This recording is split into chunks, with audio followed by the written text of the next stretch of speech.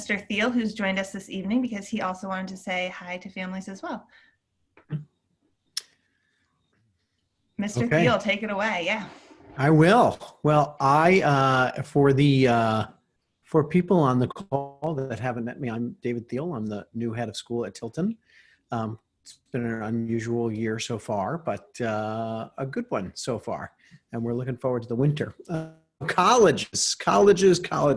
So one thing that makes this interesting for me is I have a son who is a junior and is starting the college process himself. So I'm riding right along through this process with all of you at the same time. And also, I too went to college, and I remember the process of going to college. Now, my parents did not go to college, so I did not have a lot of sort of guidance from them on where to begin.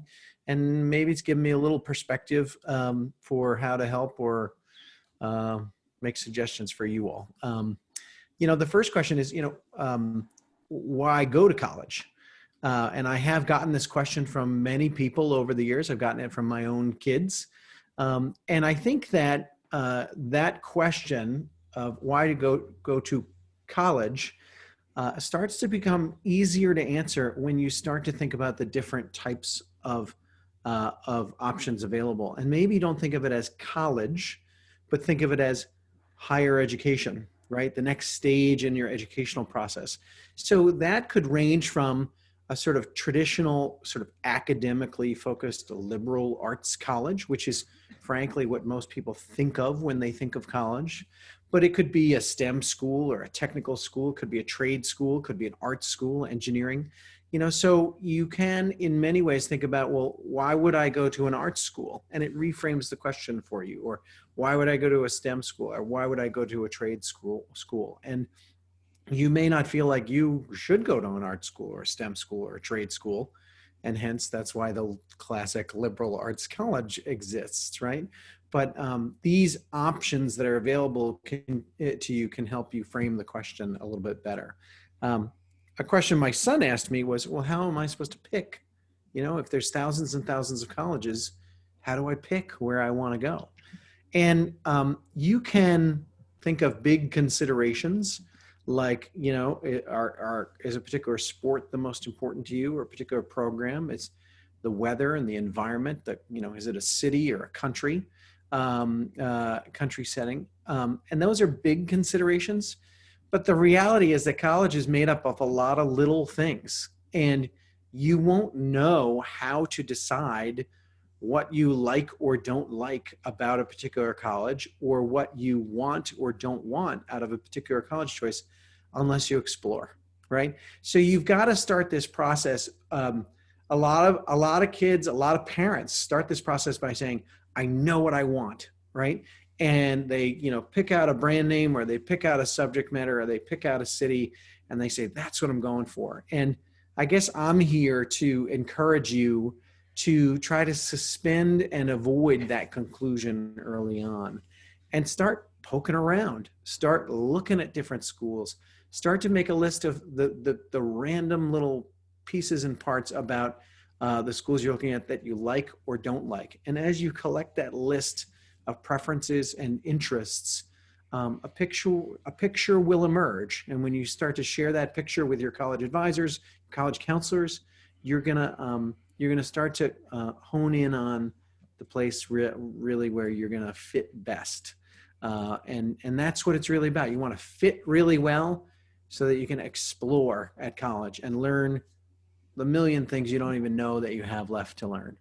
So that's my sort of 2 cents on starting the college process. Don't try to jump to the end, wade in bit by bit, try stuff out, investigate, visit websites, go to schools that you never imagined going to, and take a tour, and see what there is to learn.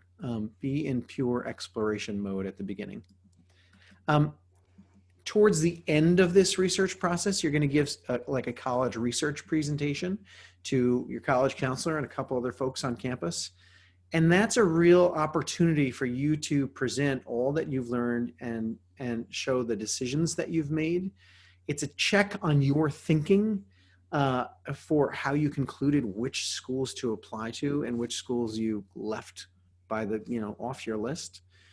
But also, I think you're going to find that if you pursue this process seriously, starting from the I have no idea what I don't know what I don't know, so I'm going to explore a whole bunch of things, and finishing with this college defense presentation where you're saying, well, these are the 5 schools I'm applying to, and here's why, you're going to feel really good about your choice. And you're going to feel like this decision, which is a pretty important decision, is one that you weighed carefully and you explored completely. And that's a pretty nice feeling. And I really encourage you to pursue that feeling through thoroughness here. You're going to get lots of attention from Ms. Gadd and Mr. Richmond. You're going to get lots of support from all of your teachers. And you've had over the last couple of weeks outstanding speakers and great training. You're getting excellent guidance. Listen to that guidance. Ask questions. No questions are too dumb. No questions are too silly. This is the part where you should embrace the idea that you don't know what you don't know. So, so there you go. There's my 2 cents. I'll tell you what, in closing, where I went to college. I went to University of Rochester. It was the last college on my list. And it turned out to be a pretty great place for me. And I double majored in English and biology. And then I went back there for business school years later. So, so that's where I went to college. So there you go. I'm happy to answer questions later on, but I'm sure Ms. Gadd and Mr. Richmond have lots planned for tonight, and we'll go through it together. Excellent. Thank you, Mr. Thiel, and thank you for joining us. For the students on the line, I just want to remind you this is very much geared towards your parents. However, I really appreciate you sitting in and learning the information that we're reviewing, because you might learn some really helpful tips and tricks on how to navigate this challenging process with your parents and sometimes have some difficult conversations. All right, so what we'll be covering tonight is just how we all collaborate and work together in college counseling, not just with families, but with different departments. And we really want to explain to you how we coach our students through developing a college list and a balanced college list. We'll discuss our timeline so that you have a really good overview of what we've covered, and also dive pretty deep into Scoir and how to get started on your process. And then we just have a few slides which talk about advice for parents. So partnering with the College Counseling Office, I think the most important thing is for you to get to know us a little bit better. So hello, my name is Meredith Gadd. I originally grew up in West Newbury, Massachusetts. I myself went to boarding school, a small little no-name place in Bethel, Maine. So it's surprising that that's also where my colleague is from. But I went to St. Lawrence University, Colby Sawyer College, University of New Hampshire, and I have credits from the University of Virginia. I have 16 credits. So to say that I have a lot of college experience would be pretty accurate. I've also worked in college admissions since I graduated college in 2008.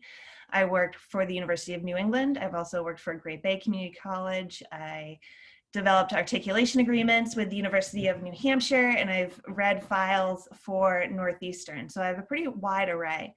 And then this is my 7th year in college counseling, and I like to say, like, still my first year at Tilton. Well, I guess it's more like for 1.5 years now, but COVID kind of interrupted my first year. So I'm still getting my bearings, but it's been really great to work with everyone thus far. And I'll turn it over to my colleague, Mr. Richmond. All right. Hello, guys. I'm Bryce Richmond. I'm actually from Bethel, Maine, as Meredith pointed out. I grew up in Bethel. I then went to both Gould and Hebron Academy. Graduated there in 2012 and went on to Elmira College, where I played lacrosse, and then was a 2-year captain, graduated and became the assistant lacrosse coach for 2 years, helped recruit, helped read applicants, also in admissions, and then moved on to here, starting in admissions, and then moving over into college counseling. Here, I'm also the head boys lacrosse coach. I live in Pfeiffer with my dog Brody. And I work heavily in the club scene as well, helping students be recruited in colleges, recruiting students to Tilton, and helping them go beyond as well. Excellent. So jumping right in, what our primary role in college counseling is to first get to know your student, because we're not going to be able to help guide your student to whichever school that might be the right match and the right fit if we don't know them. So it might be pretty typical if you said, "Oh, what did you do in college counseling today?" And your student comes home and says, "Nothing. Miss Gadd just asked me about me." And that's, I would say, typically how the first 2 meetings go, because the better I get to know my students, and I know Mr. Richmond feels the same way, the more we are able to find that match. And that's just something that we strongly, strongly believe in. We also help to provide and review students' academic profiles, which we'll talk about a little bit later too, to provide context in helping them find that right match of whether it's going to be reach, possible, or likely.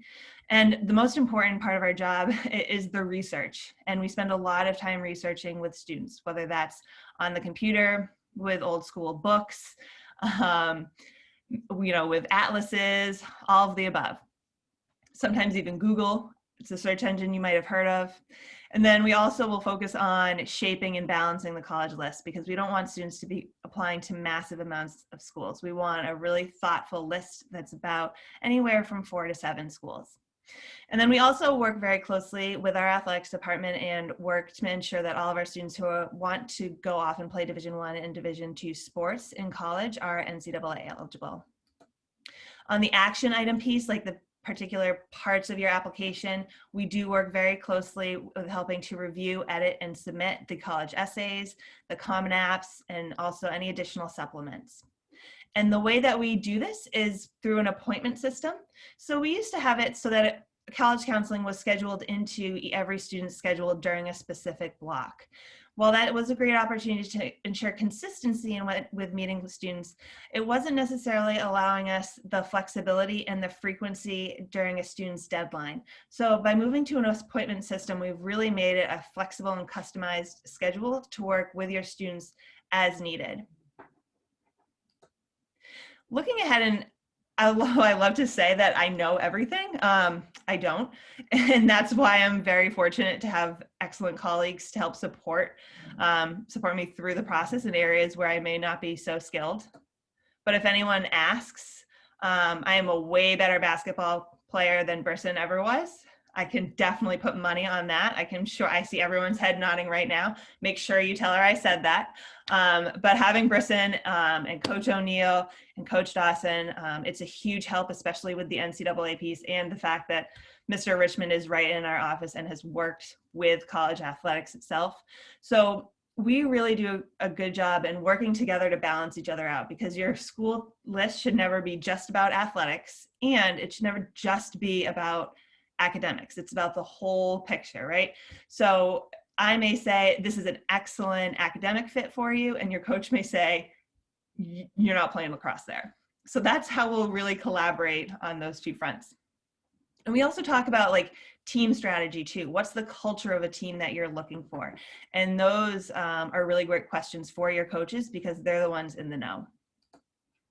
On the performing arts end, Mr. Roy has been a huge asset to our school, especially because he knows the theater world very well. And he also knows the audition requirements and the pre-screen auditions that are going to be needed. So please, if performing arts is something that you are interested in, let's start that conversation early with Mr. Roy so that we make sure we have all the right footage and the right resume built up for you. And then for the visual arts, there's also going to be a portfolio component if this is something that you're interested in. And for visual arts, it could be a portfolio just as a supplement, or it could be, your portfolio could be your primary application, depending on the type of art school that you're applying to. So working with our art department and Mr. Goodwin to help craft your statement of purpose is going to be huge. It's one of the things that colleges and art schools will look at most importantly.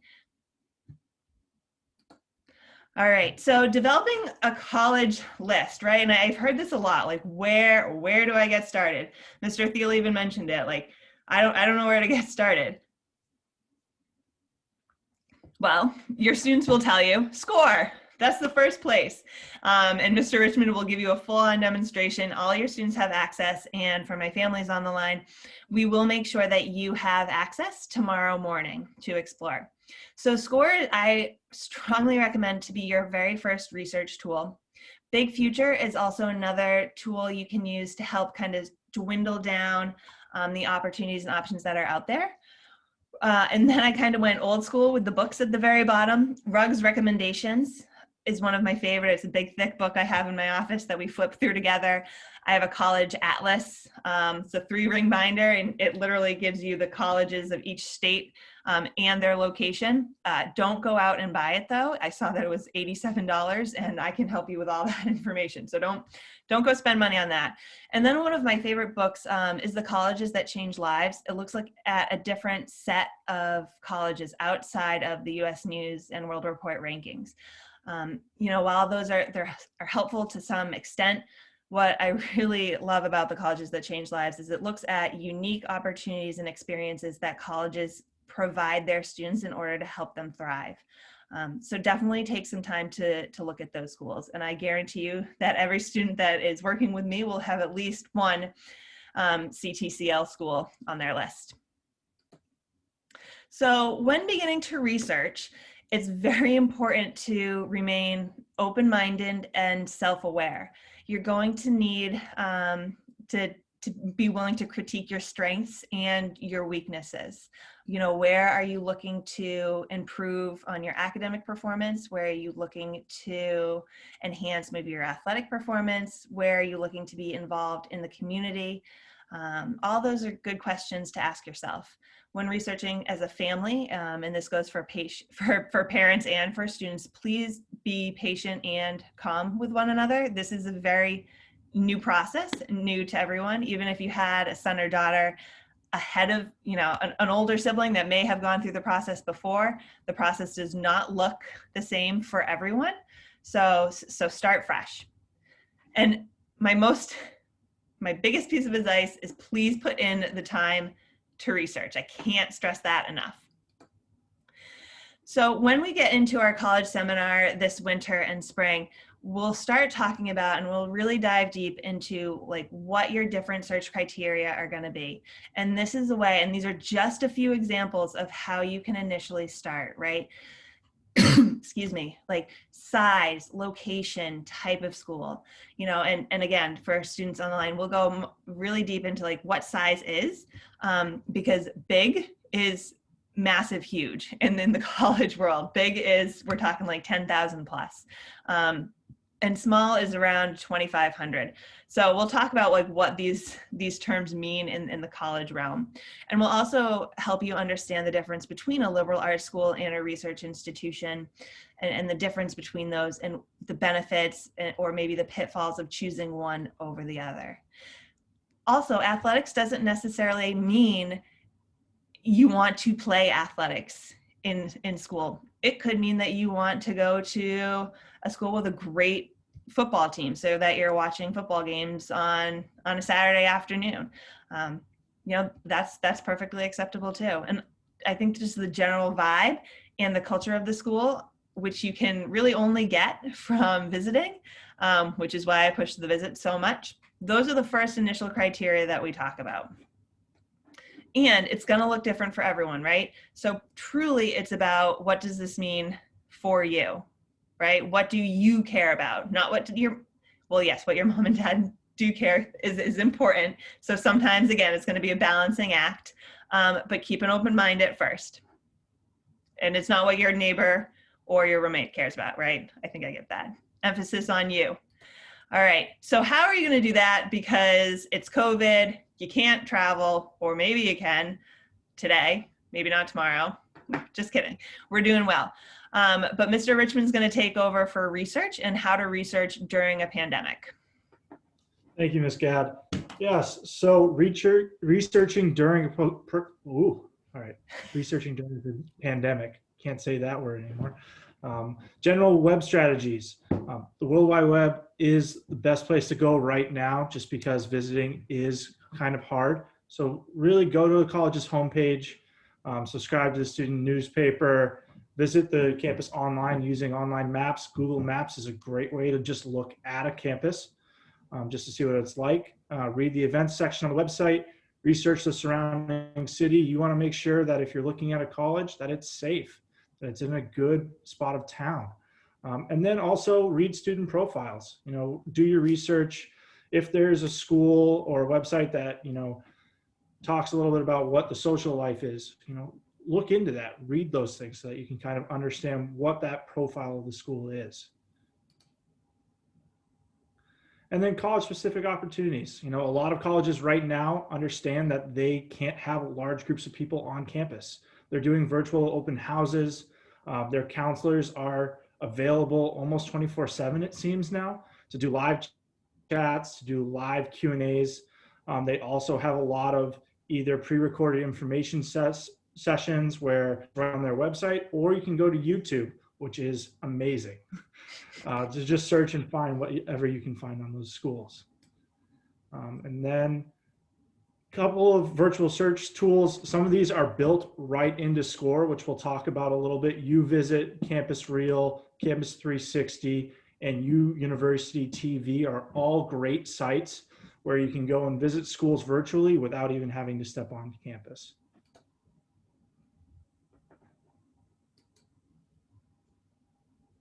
And then another great site, StriveScan, will help you. And they also have a virtual college exploration week, which comes up later this spring. It's a great way to kind of do a rapid fire of, hey, I want to go visit the school. I want to meet with somebody. You get that all done right later in the spring. And also just listen to some podcasts too. Learn more about the colleges. If you're, working out in the mark, going for a run, listen to different things about different schools. And I think Colleges That Change Lives is also on a podcast form. And then finally, your old school books. It doesn't hurt to look through one of those. I do not use books as much as Miss Gadd, but to each their own. It's because I like the clutter. No, I'm kidding. Sorry, one more thing I do want to add. Yep. While you're researching right now, if you can, go and visit a school, drive through. Even if it's not necessarily on your list, go drive. If you're a kid in this area, in the Tilton area, go drive through Plymouth State, go down to Manchester, drive through St. A's, drive through, SNU. Go see different colleges as, right now, even though it's in a pandemic, drive through, see if you like it or not. And, that little college feel can make a big difference in your college search. Mm-hmm. Thank you for that point, Mr. Richmond. I cannot agree with you more and push that hard enough. One of my former students that I worked with ended up out in Montana State, but she is from Maine. And when I pushed her to go visit schools that were really close to her, she went to University of Southern Maine, University of Maine, Orono, and then she also went to University of Maine, Farmington. Now, what she learned was at University of Maine, Farmington, I really love how they highlight education, and that is their most popular program. I want the college I attend, I want my major to be the most popular major because of the attention that it receives. At UMaine Orono, she learned like, whoa, way too big for me. Like, no, thank you. And then, at University of Southern Maine, she was like, wow, I really like this food. Like, like little things like that help to start the conversation with Mr. Richmond and I. So when we push you, even if it's just to drive around the college campus, you're gonna notice different aspects that will start to feel important to you, and you'll know that. So we talk about this general feeling of like that gut feel. It is kind of abstract in saying that, but when you actually go on a campus, you will know what we mean. And then we'll also prompt you with plenty of questions afterwards when you get back. And it helps us, what we call is balancing your college list. So what makes a balanced college list? There's really 3 portions. Because like I said, we want to make sure this is a thoughtful process, and we want to make sure that you're ending up and your students ending up in a place come May 1st, 2022, at an institution where they're going to thrive, where they're not going to be so comfortable over the next 4 years of their life that they don't grow, but they're going to be slightly uncomfortable, so they're pushed to that. We don't want them outgrowing their college too quickly. So that's why we try to look for students to be a little bit uncomfortable. So that balanced college list, how do we actually get there, and what kind of supports will we be providing students in conversation with them throughout this spring? So in the winter, it's very much about just kind of building and exploring and keeping that open mind. As we get towards the spring and the summer and certainly into the fall, we're definitely going to dive deeper into really shaping and balancing a college list. So the first thing is the academic profile. Now, there are three pieces of the academic profile. One, and you've heard this all the time, right? Your grades, your transcripts are the most important piece. And then testing, if considered. Right now, we know that testing is test optional at many schools. And then this term called rigor, which can be a little bit tricky to understand. Like, what does rigor actually mean? Okay, so your grades, what are colleges looking at? They're looking at weighted grades versus unweighted grades, weighted GPAs versus unweighted GPAs. Some schools will convert your transcript to a 4.0. Some schools will take your GPA just as is. There's never one consistent answer, which is the frustrating part about this for many students. And as a friendly note, because we are the mastery approach and we believe in the mastery of learning, we do not report GPAs on your transcript. That does not mean that a school isn't going to evaluate your academic achievement grades very closely. So what they'll do so that you have a better understanding, and I hope everyone can see this, and of course I will share it with you online later so that you can scroll in if you need to. Colleges will look at the four or five main subject areas. So when they recalculate a GPA, they'll cross off your arts, some basket weaving, physical education, chorus. Of course, that's not going to be the case if you're applying to an art school. Is it fair? Is it right? Is it something that I agree with? Nope, but it is what it is. It's the process that they look at. So they will first recalculate your GPA. And again, every school will use a different GPA scale. So some will use a traditional scale, some will use a 4.0 scale. So I just throw that up there as a comparison for you to look at. Then they'll also consider testing. And everything is preliminary at this point, right? But you should always consider the mid 50% range of the schools that you're applying to. So at this small little box right here, this is the mid 50% range on College Board. So when Mr. Richmond and I are tagging colleges on your score list as reach, possible, likely, we look at your academic transcript from Tilton, and then we'll look at like the mid 50% range of the schools that you're applying to. And then the idea of rigor. What does rigor mean? It's going to be different for every student, and it's going to be different for every school, really. So rigor is going to be determined based on your relationship to the school profile. But I have to tell you, and you heard it the other evening too, right? You heard it on Tuesday. The most important thing is to choose a well-balanced course list that will challenge you, right? But that will also a class list where you'll also find success, right? So you may be recommended to take 5 AP courses.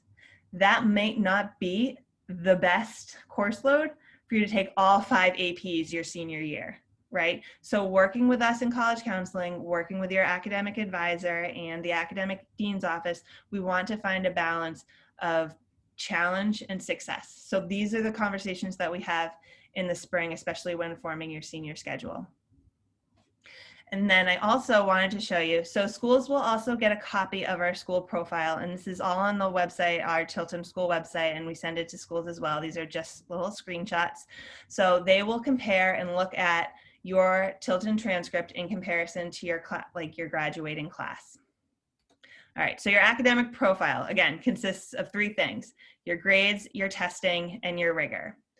So the second thing in creating a balanced college list is the selectivity of a school. So we use 3 terms. We don't use good, bad, ugly, pretty, no, we use pretty, but we use the terms reach, level, and likely.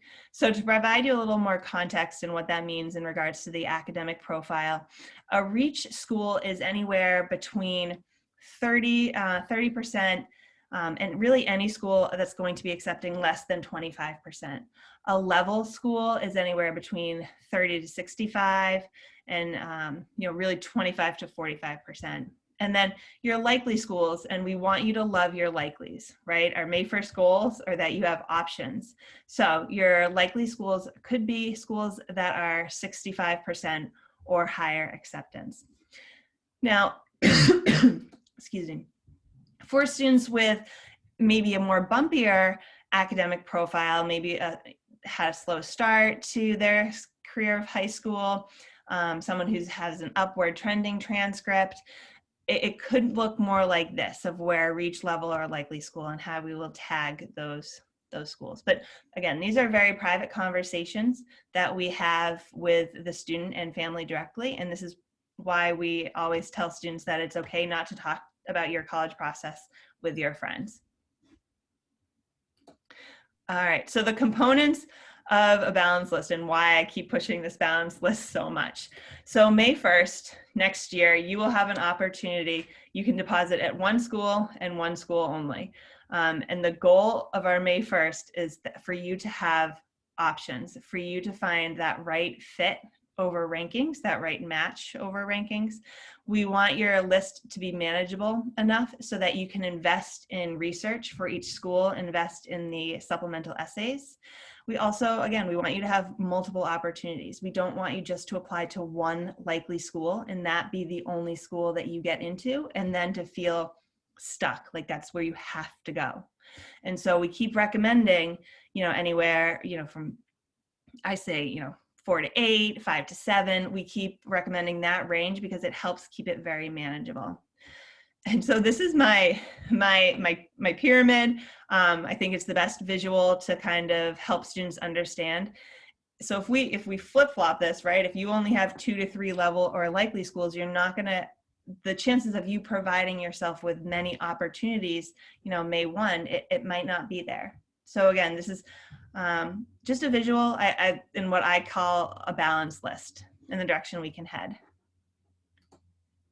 And again, love your likely schools. It's so easy to fall in love with schools that are name brand, that are popular. But please focus on your likely schools, because that's going to be important. Okay, so a balanced college list, your academic profile, the selectivity of schools, and then our nice pyramid to balance everything out. All right, so now we're going to turn it over to Mr. Richmond again, who's going to talk to you about the timeline.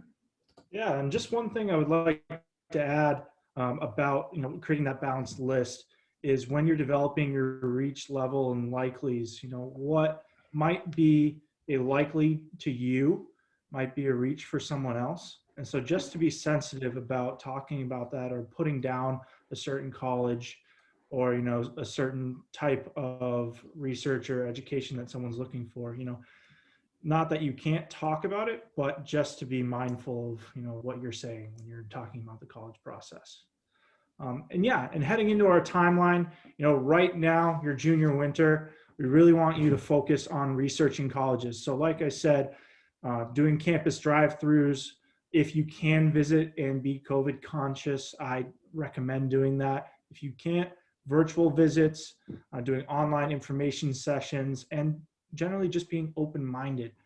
It doesn't really matter what schools you're visiting right now. It matters about getting out there and actually just engaging in the process. And then moving into junior spring, and focusing on building your college list. When you come back to campus, we'll start our college seminar. You'll be working with Ms. Gadd and I, and working on just researching schools and that self-reflection, working on building our resumes, our interviewing skills, and developing that research criteria of what you want out of a college. And then junior summer, we focus on narrowing that list. We start maybe with about 20 schools, and we're trying to bring it down. We're also trying to, complete the rough drafts of our essays. I'm not saying that you need to have it complete, but I'm saying at least have a rough draft that it's a working draft to bring it into the fall where we can actually finish that off. And then also working on that common application and any other applications to have most of that information finished so that when you come back for your senior fall, you don't have to do so much work. And then also working on more campus visits, beginning interviews with college reps, creating that final test prep and test plan, and preparing for college research presentations, which are 2 weeks after you arrive on campus in your senior fall. And then finally, senior fall will look different for each student. Some students may come back and be, have found out that this is where they're going to go. Maybe they've narrowed it down to just 5 schools. Some may have, still working on narrowing down that list. Make sure that we're finalizing the app plan with Gad or myself, creating final visits and interviews with colleges. This year, we did do things a little differently where we had virtual visits. Hopefully we can have on-campus visits with college reps this next fall, but we'll see what happens. Having the new vaccine is a great start to that. And so hopefully, and then Ms. Gad, if you wouldn't mind going back, kind of skip forward on me. And then, asking your teachers for recommendation letters is a big thing as well, making sure that they have enough time to write you a great letter, asking them in September or maybe even August compared to, right now would be very good. And also working on editing, revising all of our applications.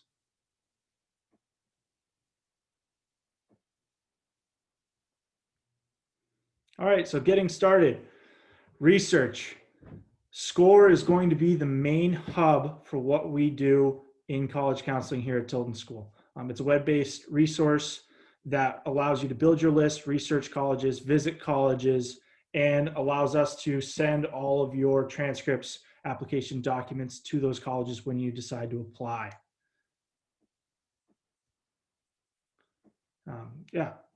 So this is what your main profile will look like as a student.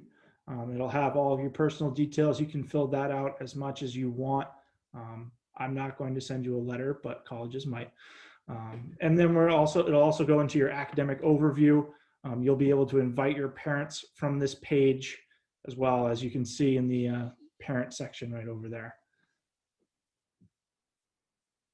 And then the main tool for Scoir is this college research tab. You can go in here, input the things that you want out of a college. I can see in the PowerPoint, this person said that they want NCAA sports. They're looking at different colleges that might have a certain sport that they want to play in.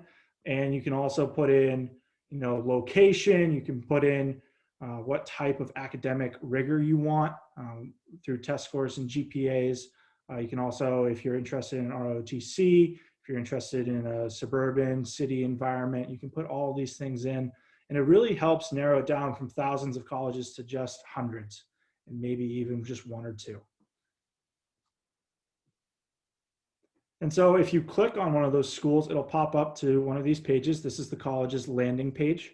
As you can see, they have a visit and a virtual tour right on that page. You can click it and look through their campus. They're really interactive. Usually a little person will pop up and start talking to you if you don't mute your computer really quickly. Sometimes you can get a little shocked, but it's a great way for you to visit a campus, get to know it a little bit more while not even leaving your home. Mr. Richmond and I always have a good time laughing with the colleges on these U-Visit tours. I would say they're incredibly helpful right now while we are being COVID conscious, and you will never decide where you want to attend or officially matriculate with these U-Visits, but they can give you a really good idea of where you do not want to go. So.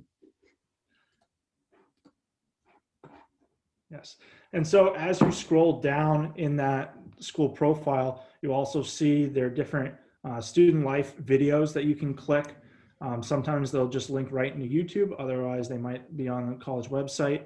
And then general facts about a college. One thing to really look at is the retention rate in the school. How many students go to this school and then stay? And if it's not, this school right here is 93%, that's really good. But if you're looking at a college that has, I'd say, less than 50%, you might have to ask yourself, why are people leaving? And then also diversity and geographic diversity as well. So what's Another really cool thing about, yeah, oh, sorry, continue. go ahead, Bryce. I was just going to say, another big thing that all these colleges will have on their pages is their social media. It's a great way to judge what's important to a school. Is this school always pushing everything that happens in their athletics, but they don't really talk about their academic programs? Is it balanced, or are they talking more about their academics than their athletics? Trying to find what really matters to the school, or at least what seems to matter to the school, and their social media can be a great way to look at it. And then finally, another great part of Scoir is that they will talk about the cost and financial aid. You'll get to see the averages of what students pay in-state, out-of-state, what the average net price would be, and then your net price by income as well. And this is, for the parents, a great tool to use. And you can also compare schools. I'm a big visual person, so this is great in terms of, what are these schools looking for in their admissions? As you can see, they say the average SATs, average ACTs. I just want to point out that that is the average. Some students might be scoring higher, some students might be scoring lower, but that is the general number out of all their applicants from the last year.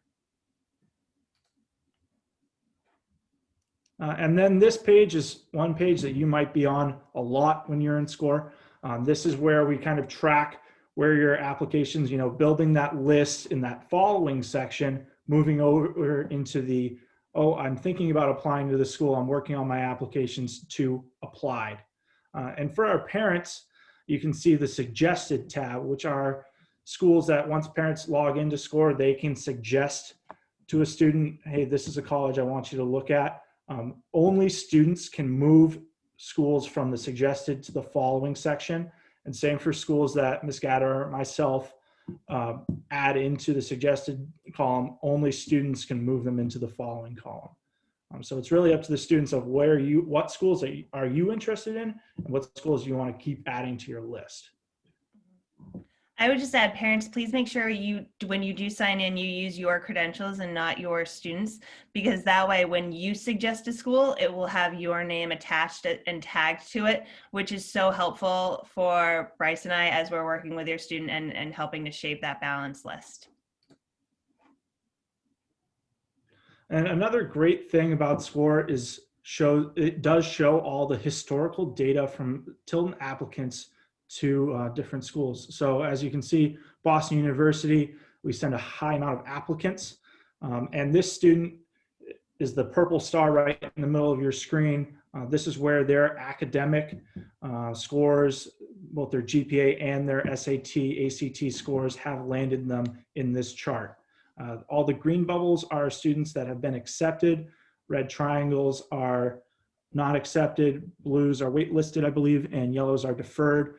It's a great way to judge yourself compared to the historical data of students from Tilton, and to see kind of where you think, where the school might place you in the acceptance or denied.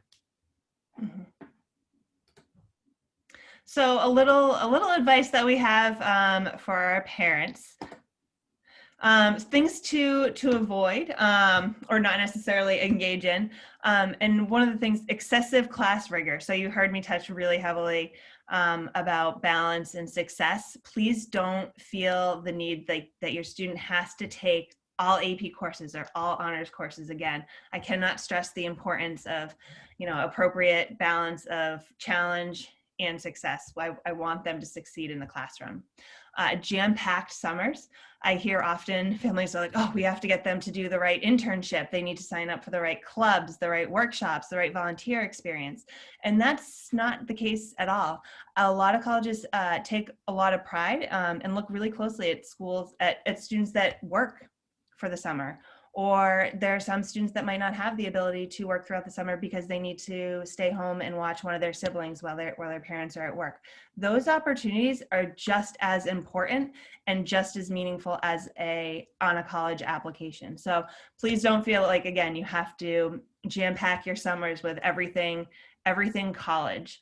And try avoid what I like to say, like pushing the golden ticket school. Things have changed pretty significantly, even since, when I started working in college admissions, 15 years ago now. And I know that things have certainly changed from when you applied and completed college. I was telling Mr. Thiel a story earlier, because you all know I love sharing my stories. When at Grandparents' Day, a grandmother attended her college counseling meeting with her student, and we're crafting his college list, and I had UMaine Orono and Colby on his list, and I put Colby as a reach school and UMaine Orono as a likely, and she was like, what? She's like, likely, and Colby's a reach? Like, I remember when that school was a hole in the wall, no one went there. And I was like, all right, well, those are things we don't say, but I just share that story just to give you perspective that times change. So the way things that were, back in the day aren't the way things are now, and selectivity and demonstrated interest, a lot plays into colleges' decisions. So things we really do want to encourage, start thinking of your role as a parent as more of like an inspector, like a quality inspector or a reviewer. You're going to shift from being a manager. Bryce and I are here as coaches for your family. We're going to teach your students how to drive the bus, but we're putting your students behind the wheel. So again, think of yourself as like the quality inspector, and have real honest financial conversations with your students. I know that those can be challenging, but I think the more realistic and upfront everyone is, the more we can ensure that our students are taking on an appropriate amount of debt once they graduate after 4 years. And then also, please help us in promoting student ownership. While we are always willing to hear from you, please make sure to push your student to email colleges, email coaches, call colleges. Those are things that your student really should be doing. I know it's hard and I know it's scary, but please push your student to be doing that. It's much better for them to advocate on their behalf than their parent. And I will tell you about that demonstrating interest thing. Every time, at some schools it's going to be different, but every time a phone call is picked up and it's a student, it could be, no, Johnny's mother called on December 12th. Nope, Johnny's mother called on, December 18th. Like, you don't want that on your student's profile as they're sitting in committee meeting. And then Mr. Richmond and I wanted to make sure to add this last point. Cornell mentioned it the other night. And I think it's just really more beneficial for your families and healthy to set boundaries about when you talk about college, and picking aside one night a week, or, 1 day a week, 1 hour a week. I think that the more boundaries that you set around that can be really beneficial in helping to really create a healthy college process. And then I will end on my final note, and my favorite quote, as always, that college is a match to be made and not a prize to be won. So thank you very much for everyone that has jumped on here. I'm so appreciative. I would love to open it up for questions for any of you, for parents, for students, however we can help. And you can throw all the hard ones Mr. Thiel's way.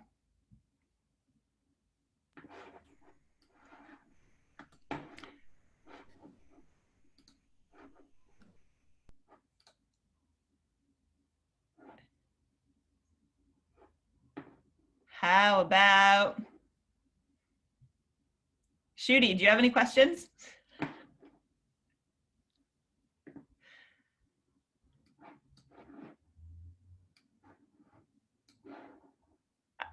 I would be shocked if we answered all of them. We can certainly fill some time with Mr. Richmond's book of dad jokes. But since it is an evening. Please don't tempt me.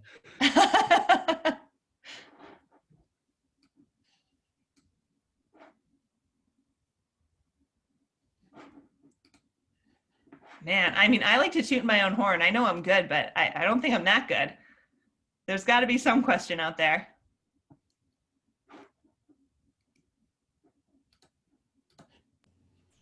Are you? Can people unmute themselves? Oh, now I can.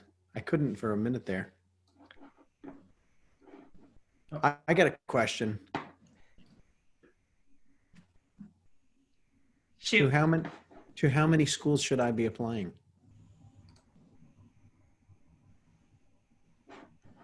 I don't know if I should answer that or not. That's What a did I question say on slide 27? No, I'm kidding. So remember guys, our range is anywhere from 5 to 7, 4 to 8, but for some of you, it could be 1, and that's perfectly acceptable. If you guys come back in the fall and you're like, Miss Gadd, I love this school, like game on, let's make a strategy and go for it. But if you come back and you're like, Miss Gadd, I don't love any of these schools, what do I do? Game on, let's make a strategy and keep on researching. So there's no answer. It's individualized is what you're saying. Yeah. Absolutely. I think everyone will find that in the college process, right? Kind of like financial aid, there's always an exception to the rule, and no one answer fits everyone.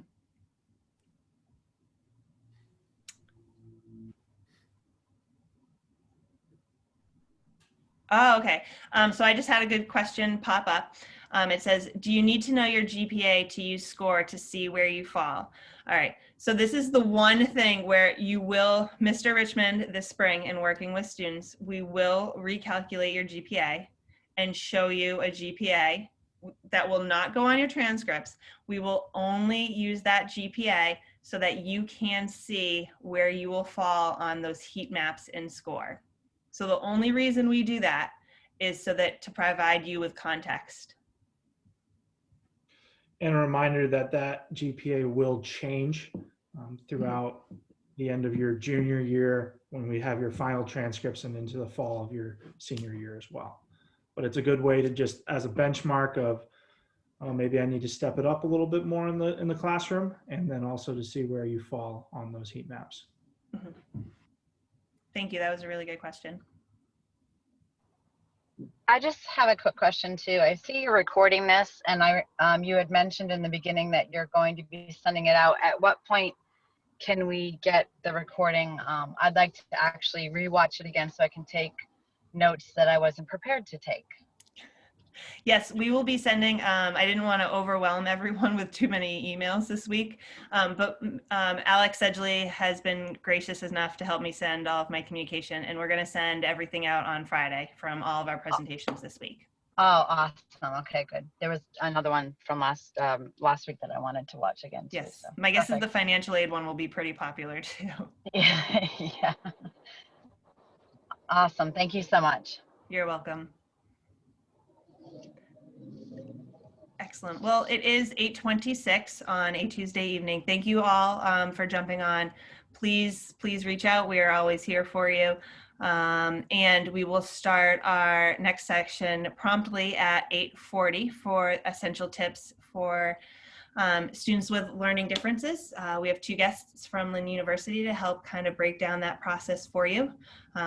So please jump on. You do not have to be a member of the CAA to sit on this call. So hopefully we will see you then.